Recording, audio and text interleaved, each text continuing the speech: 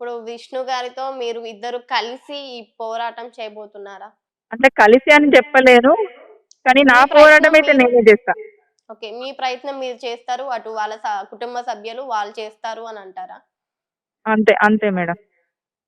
So, మీరు అతని కార్‌లో ట్రావెల్ చేశా అని అంటున్నారు కదా! అసలు అతని కార్‌లో ఏముంటాయి వస్తువులు? అంటే దేవుడి ఏముంటాయి బొమ్మలే మేడం ఆ కాకుండా చిన్న చిన్న విగ్రహాలుంటాయి. ఆ తర్వాత ఒక 3, 4 పసుంగొమ్ములు చూసాను నేను. ఓకే. అదేంటిది రుద్రాక్ష మాలలుంటాయి.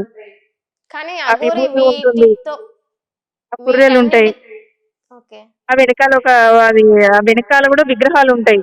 ఓకే. తనకు సంబంధించిన సామాను, విభూది ప్యాకెట్లు, ఆ! అదేంటి అగరబత్తి ప్యాకెట్లు అవి ఉంటాయి. ఈ ఓకే. మధ్యన కుక్క పిల్లనేసుకొని తిరుగుతున్నాడు.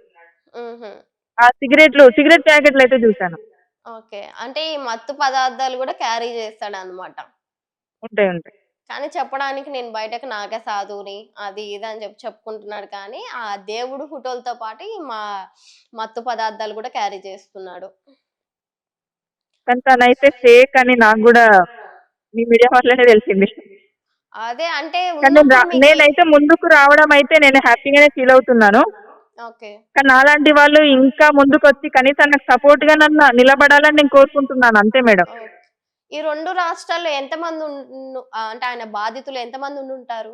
మీకు తెలిసే ఉండిద్ది గదా! ఆయన ఈ 4 నెలల బంధంలో మీతో అన్నీ మాట్లాడతారు, అన్నీ చేస్తారు అని అంటున్నారు కదా! ఉంటారా? మేడం నాకు దగ్గరగా ఉండడం అనేది చాలా తక్కువ.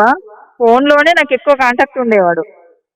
అదే. తనకు వాట్సాప్ అంటే చాటింగ్ గూడా చక్కగా జేయరాక వాయిస్ మెసేజ్ పెడుతుండే. ఓకే. నాకు రిప్లైగా నేను చాట్ చేస్తాను గదా! దానికి రిప్లై అది వాయిస్ మెసేజ్ పెడుతుండే. ఓకే.